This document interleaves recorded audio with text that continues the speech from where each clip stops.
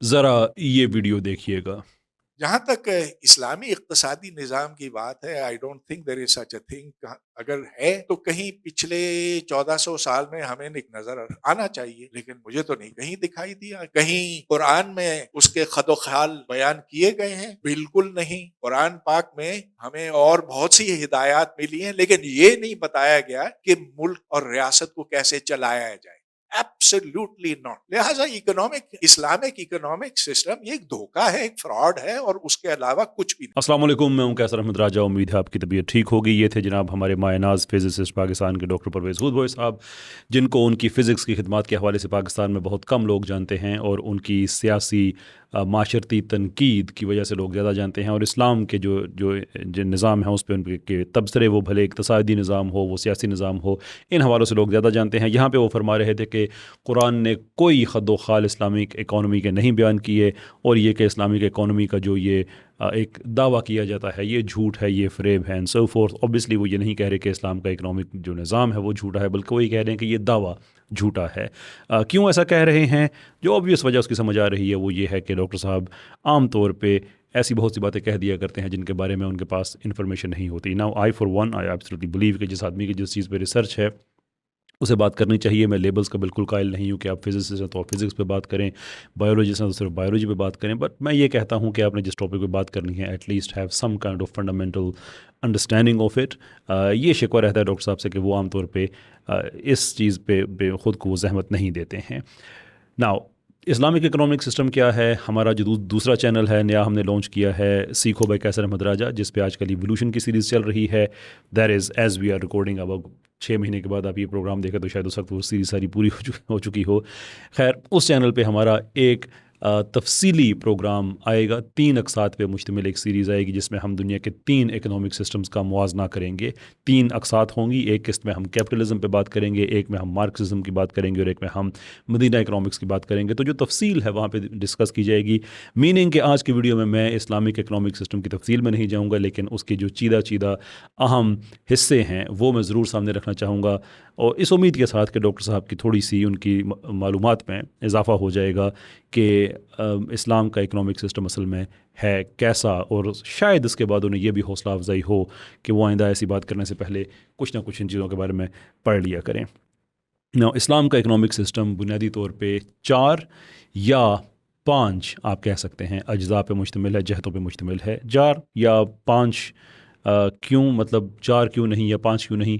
well इसलिए कि it depends on your analysis. कुछ लोगों का तज्ज़िया 4 कहेगा और कुछ का ऐसा है कि वो 5वें को चौथे से जुदा करके करेगा। यानी कि कुछ लोग जो हैं वो 4 और 5 को अलहदा देखेंगे, और कुछ ये कहेंगे कि 5 जो वो 4 के अंदर आ सकता है।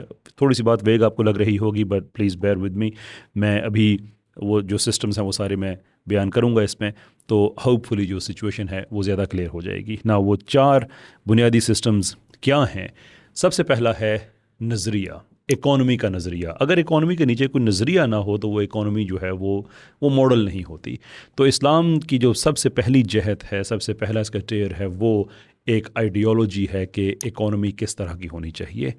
इस्लामिक इकॉनमी सोशल जस्टिस के साथ लिंक्ड है। ये एक इस्लाम का असूल है। सोशल जस्टिस से क्या मुराद है? वो सोशल जस्टिस से मुराद ये है कि आम आवाम जो माशरे में रहती है उनके साथ कोई नाइंसाफ़ी ना हो, उनके साथ कोई ऐसी बात ना हो जो अदल के ख़िलाफ़ हो। सो इसके अंदर अखलाकियात को ऐड किया, और इस्लाम एक अखलाकी लेयर ऐड करता है और उसके साथ साथ एक कानूनी लेयर ऐड करता है। मिसाल के तौर पे आपने तिजारत करनी है तो यहाँ पे वर्चुअस मैन और इकोनॉमिक मैन जो एडम स्मिथ के नज़रियात थे उनको अलहदा नहीं कहा गया, बल्कि ये कहा कि आपकी जो ट्रेड है that should be the economic man should be the virtuous man. यानी कि जो ताजर है, जो इकोनॉमिक पर्सन है, वो तिजारत को भी गुनाह या स्वाब के ज़ुमरे में देखे। ये वो एक अखलाकी लेयर है जिसके ऊपर कई अहादीस मौजूद हैं। मिसाल के तौर पे कि जो मिलावट करता है उसका इस्लाम से ताल्लुक़ नहीं है, जो अच्छा ताजर होता है उसका दर्जा शुहदा के साथ है, और ऐसे आपको बहुत सी आपको अहादीस मिल जाएंगी। यानी कि एक अखलाकी ज़िम्मेदारी तिजारत के अंदर ऐड कर दी ایسا نہیں ہے کہ آپ تجارت کرتے ہوئے اور ہیٹ پہنا ہوا ہے اور مسجد میں جاتے ہوئے اور پہنا ہوا ہے، بلکہ اس کا ایک وائڈر پبلک بینیفٹ کے ساتھ اس کو جوڑ دیا ہے۔ تو یہ ایک نظریاتی عمل ہے، لیکن صرف یہی نظریہ نہیں ہے۔ اس کے ساتھ ساتھ اسلام نے ایک اور کام کیا کہ ہر وہ چیز جو معاشرے کے اندر بگاڑ پیدا کرتی ہے اس کو اسلام نے اکنامک ایکٹیویٹی سے ایکسکلوڈ کر دیا، اس کو باہر نکال دیا۔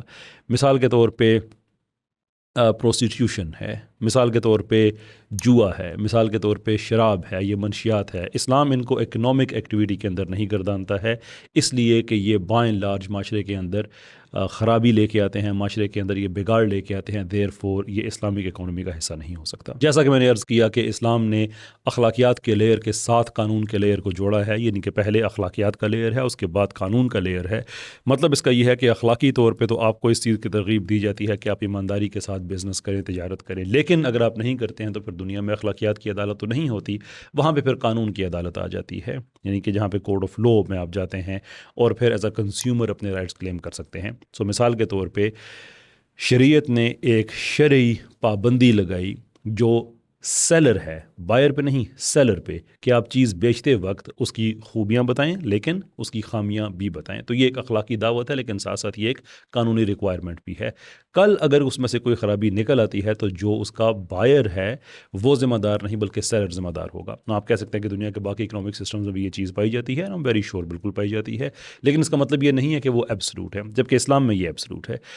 باقی سسٹمز کے اندر آپ کو سولڈ ایز سین بھی مل سکتا ہے۔ سولڈ ایز سین کا مطلب یہ ہے کہ آپ نے ایک دفعہ چیز لے لی ہے تو بس آپ نے جیسی لی ہے وہ آپ کی ذمہ داری ہے، اس کے بعد بائر کی کوئی ذمہ داری اس پہ عائد نہیں ہوتی ہے۔ This of course is much different. لیکن اگر آپ سے یہ بھی آرگومنٹ نکال لیں کہ کیپٹلزم میں مثال کے طور پہ ویسٹ میں جب آپ چیز بیچتے ہیں تو اگر اس میں کوئی شرٹ آپ نے ایسی خریدی ہے جس کے بٹن ٹوٹے ہوئے ہیں تو وہ رسید کے اوپر لکھا ہوگا، اینڈ دیٹس ویری ٹرو، لیکن اس کا یہ مطلب ہے کہ ویسٹ کے اندر ایک اکنامک سسٹم پایا جاتا ہے، اور یہی اصول اگر اسلام میں پایا جاتا ہے تو اس کا ہم یہ تو نہیں کہیں گے کہ یہ اکنامک سسٹم ہے ہی نہیں، ہم یہ کہیں گے کہ دو اکنامک سسٹمز کے اندر ایک مماثلت پائی جاتی ہے۔ تو یہ ہے اسلام کا جو نظریاتی پہلو اکانومی کا، کہ ہماری اکانومی کو ایک نظریہ، ایک آئیڈیالوجی انڈر پن کرتی ہے۔ چلتے ہیں اس کی دوسری جہت کی طرف۔ اسلامک اکانومی کی دوسری جہت ہے مارکیٹ کے متعلق، اور اس پہ اسلام بہت سٹرنجنٹ ہے، بہت سختی کے ساتھ اس نے چیزوں کو طے کیا ہوا ہے۔ مثال کے طور پہ اسلام میں فور سٹالنگ کی کوئی گنجائش نہیں ہے۔ فور سٹالنگ مثال کے طور پہ کہ مارکیٹ سے باہر آپ لین دین نہیں کر سکتے۔ دیر از اے مارکیٹ، اس کے اندر جو بھی آپ کا اناج ہے، غلہ ہے، ماڈرن دور کی چیزوں میں اگر آپ لے کے آ جائیں تو لیپ ٹاپس ہیں، موبائل فونز، کچھ بھی ہیں، ان کی خرید و فروخت بہرحال مارکیٹ کے اندر ہوگی، آپ مارکیٹ کے باہر نہیں کر سکتے۔ کیوں نہیں کر سکتے؟ وہ اس لیے نہیں کر سکتے کہ اگر پاورفل لوگ مارکیٹ سے پہلے ہی یا چیزوں کے مارکیٹ میں آنے سے پہلے ہی خرید لیں تو پھر منوپلی ساری ان کے پاس چلی جائے گی۔ اس کا مطلب یہ ہے کہ کمپٹیشن ختم ہوگا۔ کمپٹیشن مارکیٹ کے لیے بڑی اچھی بات ہے، اکانومی کے لیے بڑی اچھی بات ہے۔ ایک تو کمپٹیشن ختم ہو جائے گا، اسے منوپلی آ جائے گی۔ دوسرے یہ ہے کہ اسلام میں ایلینیبلٹی آف تھنگس کا کانسیپٹ بھی پایا جاتا ہے، کہ وہ لوگ جو کسی بھی چیز کے معاملے میں بہترین ہیں وہ اس کو یوٹیلائز کریں، یعنی کہ زمین نکمے آدمی کے پاس نہیں ہونی چاہیے۔ ایسے ہی میرے پاس پیسہ ہے، میرے پاس کوئی پروڈکٹ مارکیٹ میں آتا ہے، میں مارکیٹ سے باہر اس کو لے لیتا ہوں، میرے پاس پیسہ ہے لیکن شاید میرے پاس اس چیز کے بارے میں زیادہ نالج نہیں ہے، میرے پاس زیادہ سکل نہیں ہے، تو میں صرف اس کو پیسے کے لیے میں بیچ دوں گا اور اس کے بعد اس میں فردر ڈیولپمنٹ نہیں ہو سکتی۔ جبکہ ایک ایسا آدمی جو اس چیز کو بہتر طور پہ جانتا ہے، جیسے موبائل فونز ہے مثال کے طور پہ، ایک آدمی جو موبائل فونز کو سمجھتا ہے، جب وہ اس کو خریدے گا اور مارکیٹ میں اوپنلی وہ بک رہی ہوگی تو وہ بہتر پوزیشن میں ہوگا کہ اگر اس میں کوئی پروسیس میں غلطی ہے، اس کی جو مجموعی طور پہ جو فنکشن ہے اس میں کوئی پرابلم ہے، تو وہ بہتر فیڈ بیک دے سکتا ہے۔ جبکہ میرے پاس پیسے تھے، میں نے مارکیٹ میں آنے سے پہلے ہی باہر سے خرید لیے، آگے بیچ دیے، تو میں کوئی ڈیولپمنٹ نہیں کر رہا، اس مارکیٹ کو، اس پرٹیکولر نیش کو میں انہانس نہیں کر رہا، اور اوبیسلی میں فور سٹال بھی کر لوں گا اس کو۔ تو اسلام میں اس چیز کو حرام قرار دیا کہ آپ یہ نہیں کر سکتے، جو بھی خرید و فروخت ہوگی وہ مارکیٹ کے اندر ہوگی تاکہ چیزیں ٹرانسپیرنٹ طریقے کے ساتھ آگے بڑھ سکیں۔ اس کے ساتھ ساتھ مارکیٹ میں اگر کوئی تاجر ایسے ہوں جو منوپلی کرنے کے ساتھ ساتھ انڈیویجول چیزیں جو بیچ رہے ہیں اس کے اندر کوئی گڑبڑ کر سکیں، یا اپنی مرضی کی پرائسز ایسی کر سکیں جو ان نیچرل ہوں، یا پرائسز پہ کنٹرول کرنے کی کوشش کریں، تو اس کے لیے اسلام نے ایک لیگل میکنزم دیا جس کو حسبہ میکنزم یا قضاء الحسبہ کہا جاتا ہے، کہ ایک آفس ہے جو ان چیزوں پہ نظر رکھے۔ ناؤ اس ڈپارٹمنٹ کا یہ کام نہیں ہے کہ یہ قیمتیں طے کرے، بلکہ اس ڈپارٹمنٹ کا کام ہے کہ وہ محرکات جن سے آپ قیمتیں فکس کر سکتے ہیں ان محرکات کو آپ روکیں۔ نا کیپٹلزم سے اگر اس چیز کو ہم سمجھیں تو زیادہ بہتر طریقے سے ہمیں یہ بات سمجھ آئے گی۔ کیپٹلزم میں ایک چیز ہوتی ہے جسے کہا جاتا ہے پرائس پریڈیٹنگ۔ پرائس پریڈیٹنگ اس کو ایک ڈارک سائیڈ آف کیپٹلزم بھی کہا جاتا ہے۔ اسے کوپٹیشن جیسے بڑے اچھے نام بھی یوفیمزم کے طور پہ دیے جاتے ہیں۔ یہ کیا ہوتا ہے؟ ویل اس کو سمجھنے کے لیے آپ دو چیزوں کا آپس میں کمپیریزن کریں۔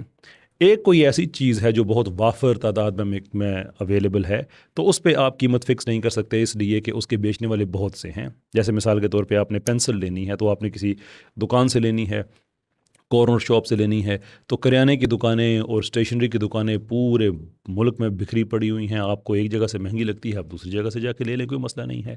لیکن کچھ سروسز، کچھ کموڈٹیز ایسی ہوتی ہیں کہ جن کو بیچنے والے بڑے کم لوگ ہوتے ہیں، جیسے پیٹرول ہے مثال کے طور پہ، یا گیس ہے مثال کے طور پہ، یا انشورنس ہے ایز اے فائنینشیل پروڈکٹ مثال کے طور پہ، جن کے پرووائڈرز کم ہیں۔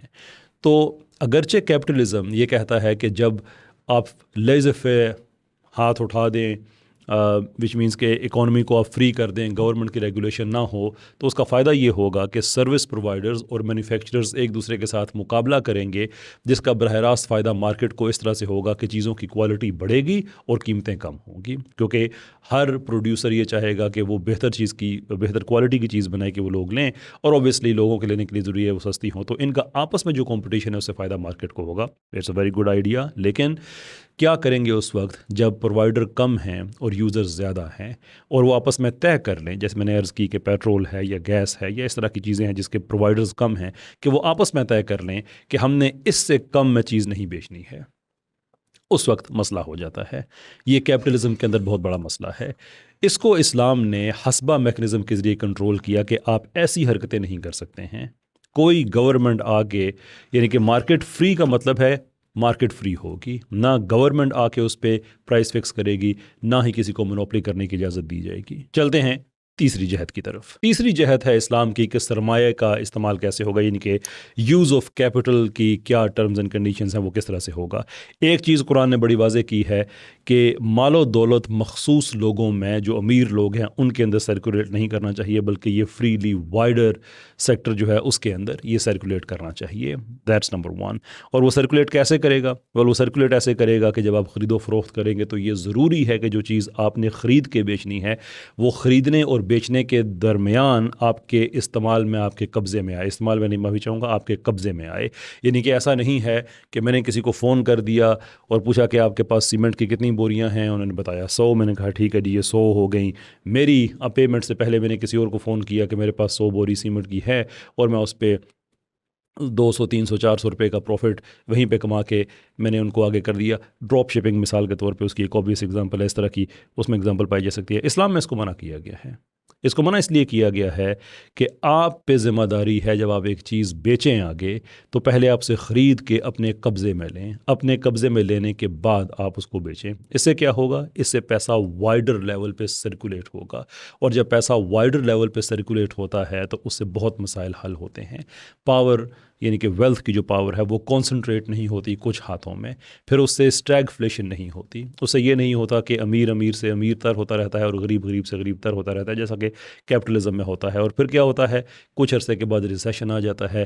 یہی وجہ ہے کہ کیپٹلسٹ سسٹم کے اندر ہر 4 سے 7 سال کے ایوریج تقریباً اس میں ایک منی ریسیشن آتا ہے، پھر کچھ عرصے کے بعد ایک میجر ریسیشن آتا ہے۔ اسلام نے ان چیزوں کو روکنے کے لیے ایک فورسی کیا کہ اس طرح سے نہیں، بلکہ پیسے کو سرکولیٹ کرنا، اس کا سرکولیٹ کیا جانا بہت ضروری ہے۔ اگین میں اس کی تفصیل میں نہیں جا رہا، اس لیے کہ ہمارا ایک سیپریٹ اس پہ ایک قسط آ رہی ہے، ایک پوری سیریز آ رہی ہے ہمارے دوسرے چینل پر، but for now just to explain کہ پیسے کی سرکولیشن کی اسلام میں کتنی زیادہ اہمیت ہے۔ اس کے ساتھ ساتھ پیسے کی سرکولیشن کی جو نیچر ہے وہ بھی اسلام نے آئیڈینٹیفائی کر دی کہ اگر آپ پروفٹ لیتے ہیں دیٹ از ایبسلیوٹلی فائن، لیکن اگر آپ ربا یا سود لیتے ہیں دیٹ از ناٹ فائن، اس لیے کہ جو سود ہے وہ لوگوں کی چیخیں نکلوا دیتا ہے۔ تو اسلام یہ کہتا ہے کہ ایک شیئرڈ پراسپیرٹی کا اصول ہے کہ جس کے پاس پیسہ ہے اگر وہ انویسٹ کرنا چاہتا ہے تو وہ نفع اور نقصان دونوں میں اپنی شراکت داری رکھے. اس کا فائدہ یہ ہے کہ اگر آپ پیسے کما رہے ہیں ایز دی انویسٹر تو جن کے ساتھ آپ نے انویسٹ کیا ہے وہ بھی پیسے کما رہے ہیں, اور اگر آپ نہیں کما رہے, لاس ہو گیا ہے, تو دونوں کا لاس ہو گیا ہے. That's a very fair transaction. لیکن اگر آپ سود کی بیس پہ کام کریں اور آپ کہیں کہ ہم نے فکس کر لیا ہے کہ ہم نے تو اتنے پیسے لینے ہی لینے ہیں, تو اس سے یہ ہوگا کہ جس نے پیسے دیے ہوئے ہیں اس کا تو کوئی نقصان نہیں ہے, لیکن جس کا نقصان ہو رہا ہے اب اس کے ڈبل نقصان ہے. ایک تو اس کا بزنس میں نقصان ہو رہا ہے, دوسرا جو پیسہ اس نے لیا ہے وہ اس نے سود کی مد میں واپس کرنا ہے یا سود کے ساتھ واپس کرنا ہے. تو اگین اس سے جو سوشل جسٹس ہے وہ افیکٹ ہوتی ہے, اور اسلام اپنے دوبارہ جو آئیڈیالوجی ہے اسلام کی سوشل جسٹس والی, اس کے ساتھ وہ ٹرولی سٹینڈ کرتا ہے, اور وہ کہتا ہے کہ پیسہ سرکولیٹ ہو, مسٹ ہو, کیپٹل استعمال ہو, لیکن سود اس میں نہیں ہوگا, اس لیے کہ اس سے معاشرے کا نقصان ہوتا ہے. چلتے ہیں اس کی چوتھی جہت کی طرف.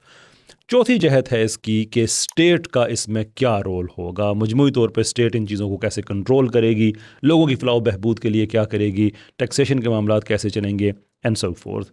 دیکھیے اسلام میں جو زکوٰۃ ہیں, صدقات ہیں, ان کی بڑی اہمیت ہے, اور اتنی زیادہ اہمیت ہے ان کی کہ اب تو ویسٹ میں بھی جو کیپٹلزم کا کولیپس آ رہا ہے, تو ویسٹ کے اندر بھی یہ چیزیں آہستہ آہستہ آنا شروع ہو گئے ہیں کہ کیا ہمیں اسلامک اکنامک سسٹم کی طرف جانا چاہیے. یورو نیوز نے ایک بڑا زبردست آرٹیکل لکھا ہے, آپ کو اپنی اسکرین پہ وہ نظر آ رہا ہوگا, اس کا اسنیپ شاٹ. بٹ اسلام صرف یہ نہیں کہتا کہ آپ زکوٰۃ اور صدقات پہ ملک کو چلائیں, بلکہ اسلام یہ کہتا ہے, قرآن یہ کہتا ہے کہ اس نے تقریباً 8 کے لگ بھگ کیٹیگریز بتا دی ہیں کہ اسٹیٹ جب پیسہ اکٹھا کرے گی تو وہ پیسہ کہاں کہاں لگائے گی. نہیں کہ اس پہ قرآن بڑا واضح ہے. اگین میں ہر چیز کی ٹیکنیکل ڈیٹیل میں نہیں جا رہا, میں صرف بتا رہا ہوں کہ اسلام کے جو اکانومی ہے اس کے خد و خال کیا ہیں, تاکہ ڈاکٹر صاحب کی غلط فہمی دور ہو جائے کہ ایسا کہیں ہے نہیں. تو قرآن نے مختلف کیٹیگریز بتا دی ہیں کہ آپ نے یہ پیسہ کہاں کہاں لگانا ہے. اس کے اندر ڈیولپمنٹ ہے, انفراسٹرکچر ہے, غریب کی مدد ہے, اسکالرشپس لوگوں کو دینی ہیں, وظائف, اور یہ ساری کی ساری چیزیں اس کے اندر آ جاتی ہیں. اس کے ساتھ ساتھ لینڈ ٹیکسز ہیں, اور لینڈ ٹیکسز میں اسلام بڑی تفصیل کے ساتھ بڑی گہرائی میں جاتا ہے کہ جو آپ وہاں پہ ٹیکس پے کر رہے ہیں اس کے اندر آپ نے جو پانی استعمال کیا ہے, کیا اس پانی کو آپ نے مفت میں یوز کیا یا اس پانی کے اوپر آپ کا خرچہ آیا. تو اس کی کیٹیگریز بھی علیحدہ علیحدہ سے ہیں. جو منافع کمایا گیا بعد میں, اس منافع میں بھلے آپ کا نقصان ہی ہو گیا, اور اگرچہ اس کے اندر یہ شیئرڈ پراسپیرٹی کا کانسیپٹ موجود ہے جو میں پچھلے جہت میں بتا رہا تھا, لیکن اگر اس کے اندر تنخواہیں ہیں تو تنخواہیں کسی کی متاثر نہیں ہوں گی, وہ اپنی جگہ پہ فکس رہیں گی. تو اسلام اتنی نٹی گریٹی پہ ڈیٹیل پہ آیا ہے کہ یہ ساری چیزیں اسلامک اکانومی کے اندر اس طرح سے چلیں گی.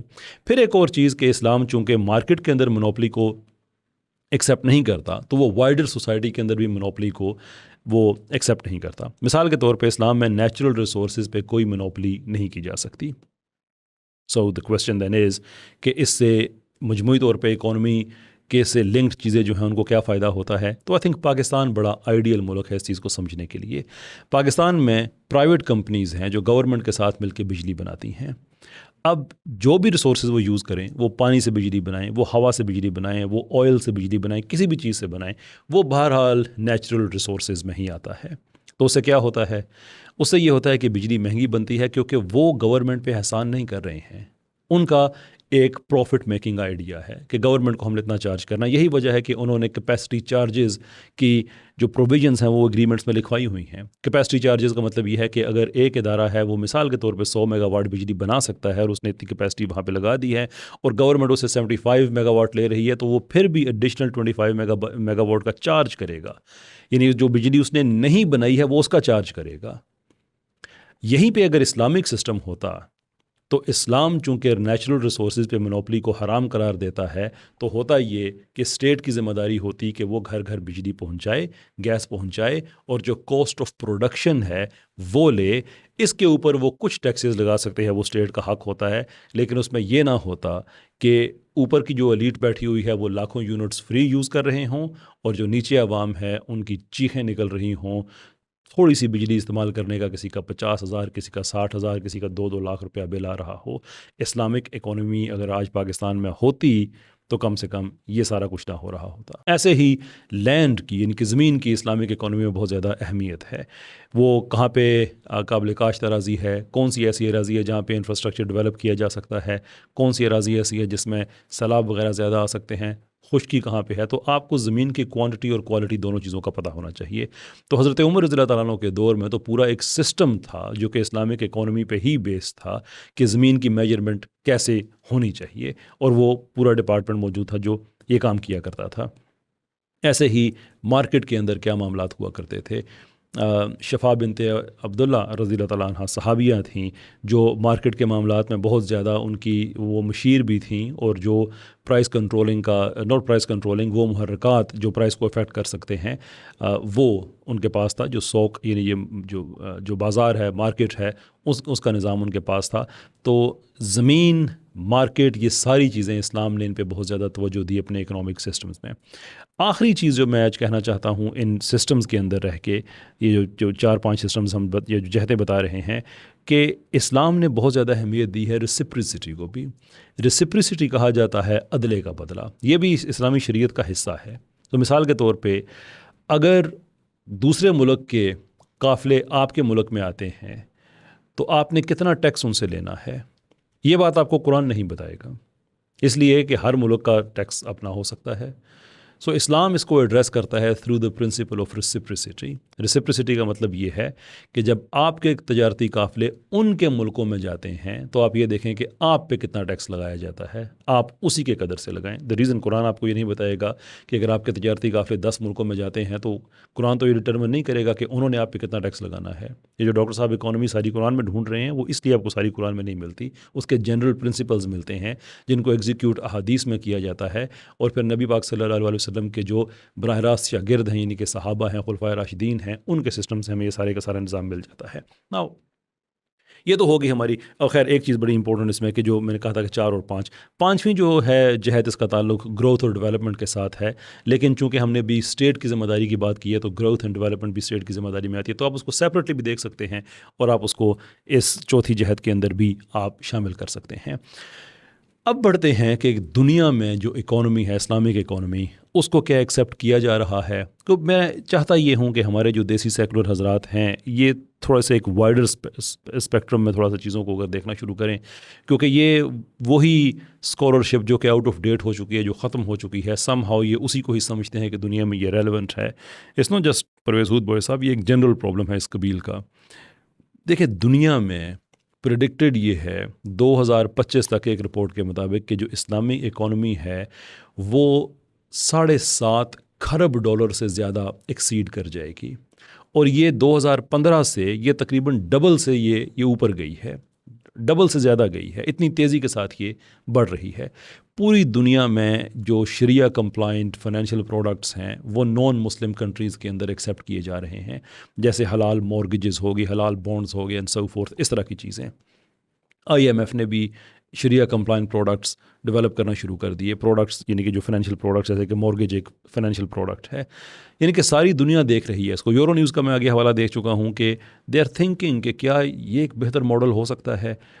تو سم ہاؤ ڈسپائٹ آل دس، جو ہمارا یہ طبقہ ہے جو پاکستان میں سیکولرزم کو اس طرح سے لے کے آنا چاہتا ہے کہ اگر یہ نہ آیا تو شاید انہوں نے کسی کو حساب دینا ہو، وہ their head is still buried in sand. وہ ابھی آؤٹ آف ڈیٹ اسکالرشپ جو کسی زمانے میں اورینٹلسٹ نے لکھی تھی، اسلام کے خلاف لکھی تھی، وہ اسی کو ہی ٹھیک سمجھ رہے ہیں، حالانکہ ایک کامن سینس کی بات ہے۔ اور یہ باتیں جتنی بھی میں نے ابھی کی ہیں، 4 یا 5 جہتیں اس کی ہیں، یہ تو سارے کے سارے ہمیں ایز اے تھیوری تو یہ سمجھ میں آنے والی بات ہے۔ میرا نہیں خیال کہ کوئی ایسی چیز ہے جو آپ کو سمجھ نہ آئی ہو، لیکن سوال یہ ہے کہ کیا کبھی یہ نافذ العمل بھی رہا، جو ڈاکٹر صاحب نے کہا نا کہ 1400 سال میں کبھی نظر آیا؟ یس، 400 سال تک دنیا کے ایک بڑے حصے میں یہ ماڈل نافذ العمل رہا ہے، 400 سال تک۔ مورس لومبارڈ نے بڑی تفصیل کے ساتھ اس کے بارے میں لکھا ہے، اور ویسے بھی ایک کامن سینس کی چیز ہے نا کہ اگر آپ کو ہزاروں سال پرانی اکانومی کس طرح سے چلتی تھی، جو جیسی بھی تھی، بھلے وہ صرف زراعت پہ تھی، بارٹر تھی، کچھ بھی تھا، وہ ہمیں اس کے کوئی نہ کوئی شاخسانے نظر آتے ہیں، تو کیا وجہ ہے کہ تاریخ میں اچانک 400 سال غائب ہو جاتے ہیں؟ And that's actually true. 400 سال دنیا کی economic history, there are dark ages, اس کو کہتے ہیں کہ پتہ ہی نہیں ہے کیا ہوا۔ مطلب یہ کیسے ہو سکتا ہے کہ 400 سال تک لوگ کیا کرتے رہے ہوں گے، کیسے اپنے لوگ وہ تجارت کرتے رہے ہوں گے، کیسے حکومتیں ٹیکس ڈیولپ کرتی رہی ہوں گی، کیسے فوجیوں کو تنخواہیں ملتی رہی ہوں گی، کیسے اسٹیٹ انویسٹ کرتی رہی ہوگی۔ मतलब ये एक कॉमन सेंस की बात है ना कि 400 साल कोई थोड़े से दिनों की बात नहीं हो रही है। 4 सेंचुरीज़ एक सिस्टम दुनिया के बड़े हिस्से में नाफिजुल अमल रहा, और परवेज़ हुद भाई साहब कहते हैं कि 1400 साल में हमें नज़र क्यों नहीं आया? वो इसलिए नज़र नहीं आया कि आप गलत जगह पे देखते रहे हैं, ओरिएंटलिस्ट की किताबों में देखते रहे हैं। अगर असली तारीख़ को देखें तो आपको ज़रूर नज़र आता। बहुत शुक्रिया आपका। अस्सलाम वालेकुम।